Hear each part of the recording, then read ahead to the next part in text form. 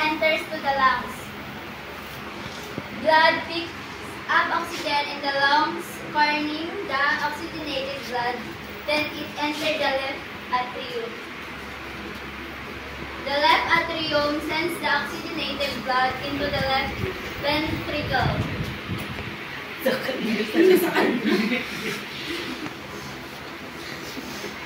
The heart pumps blood out to the body through the arteries.